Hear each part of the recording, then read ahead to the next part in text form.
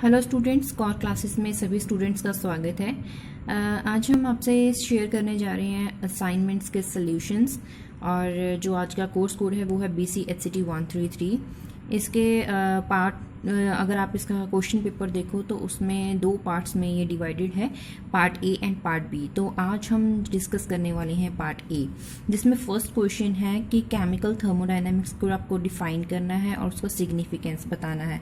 Thermodynamics, जैसे कि हमने लेक्चर वीडियोस में भी आपको बताया है कि थर्मोडायनेमिक्स का मतलब है हीट एंड टेम्परेचर के साथ जो भी केमिस्ट्री बनती है और जो हीट चेंज होता है in the system and the surrounding या फिर विद द टेम्परेचर, उस पूरी स्टडी को, साइंस की उस स्टडी को बोलते हैं थर्मोडायनामिक्स। इसकी प्रॉपर डेफिनेशन आपके सामने लिखी हुई है, वो ही लिखनी है आपको, लेकिन ये सिर्फ समझने के लिए था। सिग्निफिकेंस का क्या है कि अपने थर्मोडायनेमिक्स के इस चैप्टर, इसमें जो आपका कोर्स कोड है उसमें आप थर्मोडायनेमिक्स के कुछ लॉस पढ़ोगे। वो लॉस थ्योरेटिकल बेसिस भी हैं, लेकिन उसके साथ साथ उसका प्रूफ मैथमेटिकली भी दिया गया है। तो इसका सिग्निफिकेंस ये है कि इससे जो भी केमिकल और फिजिकल प्रोसेसेस होते हैं उसको थ्योरेटिकली और बाद में उसका मैथमेटिकल प्रूफ जो है वो आपको मिलता है थर्मोडायनेमिक्स में। तो बी पार्ट है different types of thermodynamic system आपको बताने हैं। जैसे कि पहले तो आप ये बता दें कि सिस्टम क्या है। सिस्टम थर्मोडायनेमिक्स का वो पार्ट है जिसको हम स्टडी कर रहे हैं, वो पूरा पार्ट होगा सिस्टम, और बाकी rest of that part which is not included in system, that is surroundings. तो सिस्टम की जो टाइप्स हैं, होमोजीनियस सिस्टम। होमोजीनियस का मतलब क्या है कि जिसमें सिस्टम की जो प्रॉपर्टीज़ हैं वो थ्रू आउट द सिस्टम जो सेम रहें, यूनिफॉर्म रहें, चेंज नहीं होती हैं, वो होमोजीनियस है। हेट्रोजीनियस जिसमें कुछ ना कुछ चेंजेस आते रहते हैं। तो ये होमोजीनियस एंड हेट्रोजीनियस सिस्टम हो गया। उसके बाद close system and open system. तो क्लोज्ड सिस्टम क्या होता है, जिसमें मैटर और जो होता है, मैटर और एनर्जी की ही बात होती है, लेकिन इसमें मैटर ट्रांसफ़र नहीं होता है, लेकिन एनर्जी जो सिस्टम होता है। लेकिन आइसोलेटेड सिस्टम में दोनों ही जो नहीं होते हैं, ना ही हीट और ना ही मैटर। तो ये होता है आइसोलेटेड सिस्टम। इसको आपको एग्जांपल के साथ बताना था। और next is derive an expression for isothermal reversible expansion. तो इसमें आपको एक डेरिवेशन है, वो डेरिवेशन आप देख लीजिए एक बार। तो आप इसका स्क्रीनशॉट ले सकते हैं। और इसके बाद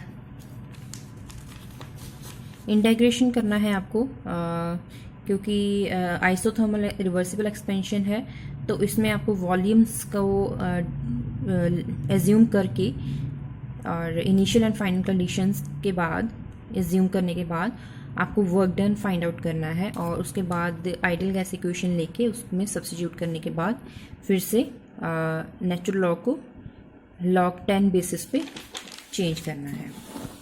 next is describe the method for experimental determination of energy, और experimental method that is bomb calorimeter.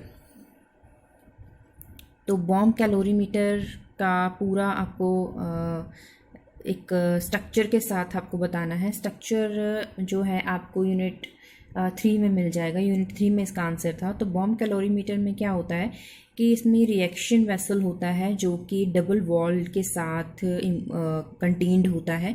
Double wall क्यों होती है? ताकि उसमें हीट ट्रांसफ़र ना हो। तो इसके बाद क्या होता है कि जब इसमें एक थर्मोमीटर लगा रहता है टेम्परेचर नोट डाउन करने के लिए, और जैसे ही उसमें रिएक्शन स्टार्ट होती है, कैसे स्टार्ट होती है, या तो इलेक्ट्रिकली या फिर बाय हीटिंग, जब स्टार्ट होती है रिएक्शन तो उसमें एक छोटा सा माइनर सा एक्सप्लोजन होता है, that is known as bomb calorimeter. इस बॉम्ब कैलोरीमीटर से तभी बोलते हैं क्योंकि इसमें एक माइनर सा एक्सप्लोजन होता है।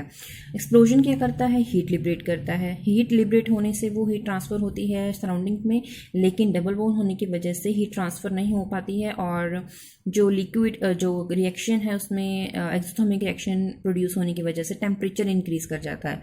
वो टेम्परेचर नोट डाउन कर लिया जाता है, और कैलोरीमीटर में यही सब होता है। और इसकी डायग्राम जरूर बना लीजिएगा। और इसके बाद है explain the significance change in enthalpy and energy, internal energy.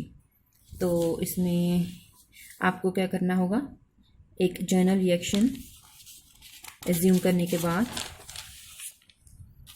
उसके बाद initial and final conditions, simple जो रिएक्शन होती है H is equals to U plus P V, इसमें इनिशियल एंड फाइनल कंडीशंस लगानी होंगी और आपको डेल्टा एच और डेल्टा यू फाइंड आउट करना। तो डेल्टा एच क्या होगा, फाइनल माइनस इनिशियल कंडीशंस में ये वैल्यू सब्स्टिट्यूट कर दीजिए।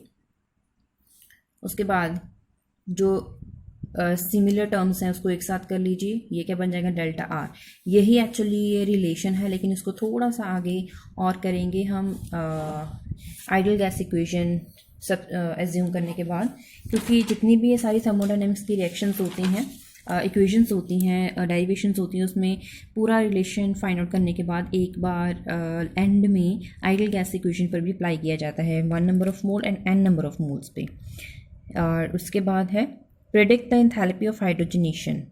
एंथैल्पी ऑफ हाइड्रोजनेशन आपको टेबल 3.2 दिया गया है, उसमें आपको बताया गया, पूछा गया है कि आपको बॉन्ड इंथैल्पी ऑफ हाइड्रोजनेशन का मतलब है एडिशन ऑफ हाइड्रोजन, तो इसका डबल बॉन्ड खत्म हो जाएगा।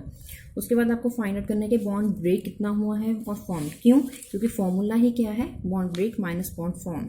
तो बॉन्ड ब्रेक कौन कौन सा हुआ है, यहाँ पे देखिए एच, और जिसकी आपको टेबल पे, ये टेबल में दी गई होगी वैल्यूज़, और ये कार्बन कार्बन डबल बॉन्ड और ये हाइड्रोजन बॉन्ड ब्रेक हुआ, तो ये हो गया, और कार्बन कार्बन डबल बॉन्ड की एनर्जी उसके बाद टोटल कर लीजिए। उसके बाद बॉन्ड कौन कौन सा फॉर्म हुआ है, ये तो CH यहाँ पे, CH यहाँ पे, ठीक है, 2 हो गए यहाँ पे, और उसके साथ साथ carbon carbon bond, single bond भी तो बना है, लेकिन ये माइनस में जाएंगी, ये वैल्यूज़ टेबल में दी गई हैं ऑलरेडी, तो इसको प्लस करेंगे, उसके बाद क्या करेंगे, इन दोनों का डिफरेंस ले लेंगे, किलो जूल पर मोल में आंसर आ जाएगा। ये छोटा सा एक न्यूमेरिकल था। इसके बाद है स्पॉन्टेनिटी। स्पॉन्टेनिटी क्या होती है, और इसके बाद विद एग्जाम्पल, और स्पॉन्टेनिटी को डिफाइन करना है एंट्रोपी की फॉर्म में और गिब्स एनर्जी की फॉर्म में। इसके बाद next question is derive an expression for entropy change for isothermal mixing of ideal gas. तो ये है, उसके लिए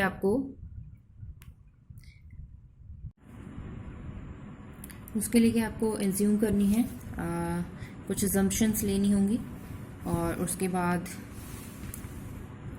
मिक्सिंग के बाद before mixing and after mixing assumptions लेनी है। आफ्टर मिक्सिंग के बाद एक्सपेंशन हो रहा है दोनों साइड्स पे, और उसके लिए आपको ये एक्सप्रेशन लेना होगा। और इसके बाद एक छोटी सी डेरिवेशन है, क्योंकि इसमें आपको मिक्सिंग के बाद स्पॉन्टेनिटी में एंट्रोपी में कितना चेंज आया है वो लिखना है in terms of mole fraction. और इसके बाद है इक्विलिब्रियम कांस्टेंट डिफाइन करें, और एक रिएक्शन है अमोनिया, एक रिवर्सिबल रिएक्शन है नाइट्रोजन प्लस हाइड्रोजन, इसके लिए एक्सप्रेशन लिखना है और रिलेशंस, कुछ रिलेशंस देने हैं। तो ये आप इसका स्क्रीनशॉट ले सकते हैं, स्क्रीनशॉट राइट डाउन के लिए इजी हो जाएगा।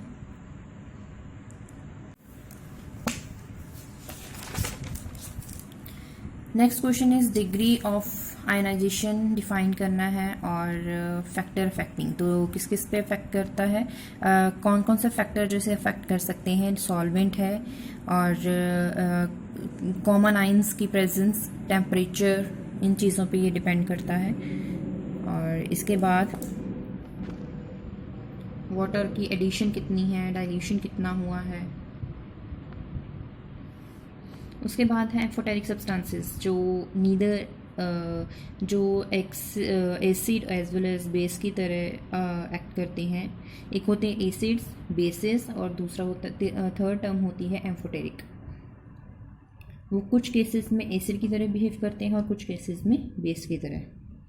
नेक्स्ट इज ली-चार्टियर प्रिंसिपल, और कुछ क्वेश्चंस हैं, और देखिए ये ली-चार्टियर प्रिंसिपल। इसके बाद है last question, 5th question, solubility क्या होती है और आपको रिलेशनशिप बताना है solubility and solubility product constant में। और ये 2 नंबर का ही क्वेश्चन था। Next is degree of ionization क्या है और pH, degree of ionization and pH find out करना है। एक न्यूमेरिकल है छोटा सा,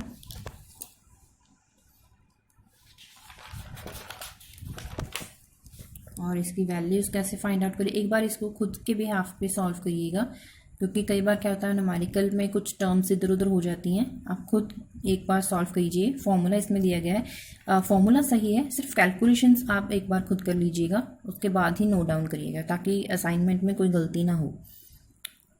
last question is pH find out करना है एसिटिक एसिड के केस में। तो फ्रेंड्स इसी के साथ पार्ट ए ख़त्म हो जाता है इस असाइनमेंट का। पार्ट बी भी जल्दी ही अपलोड करेंगे। बाकी सारी असाइनमेंट्स भी कोशिश करेंगे कि जल्दी से जल्दी आपको अवेलेबल करवा दी जाएं। थोड़ा लेट हो गया है लेकिन sorry for that. I will try कि सारी की सारी मैं असाइनमेंट्स कंप्लीट कर दूं शॉर्ट टाइम में। तो इसके साथ ही देखते रहिए चैनल कॉर क्लासेस। मिलेंगे नेक्स्ट वीडियो में।